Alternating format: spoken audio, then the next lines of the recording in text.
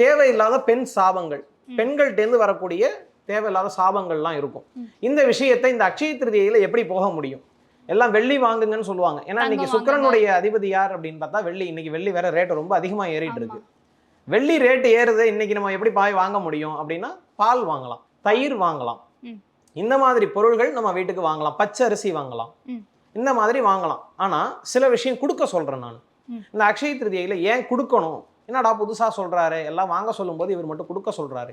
ஆமா, ஏன் அப்படின்னா ரிஷப ராசியில சுக்கிரன் ஏற்கனவே இருக்காருன்னு சொல்லியிருக்கோம். அதுல சந்திரன் பிரவேசிக்கும் பொழுது பெண்ணை பத்தியும் அந்த சாபங்களை நிவர்த்தி செய்யறதுக்கும் இந்த நாள் ஒரு அருமையான நாள்.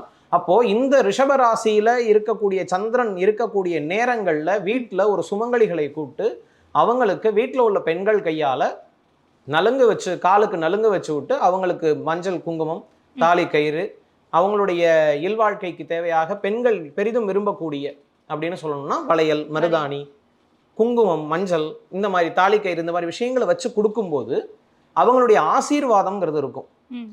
அப்போ இந்த ஆசீர்வாதம்ங்கிறது என்ன? நீங்க கொடுக்கக்கூடிய பொருள் 10 ரூபா பொருளா இருக்கும். இந்த ஆசீர்வாதம்ங்கிறது குல சாபங்களையே நிவர்த்தி செய்யக்கூடிய விதமா.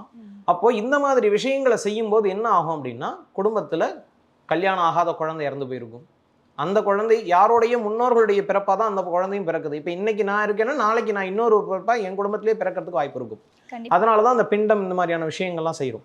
இந்த நாட்கள்ல சுமங்கலிகளா இறந்தவங்களுக்கான தர்ப்பணம் செய்யறது, என்னைக்கா இருந்தாலும் கடவுள் இருக்கு இல்ல அப்படிங்கிறது அவங்கவுங்க மனசுக்கு தெரியும். வேணுங்கிறவங்க இருக்குன்னு சொல்லுவாங்க, வேணாங்கிறவங்க இல்லைன்னு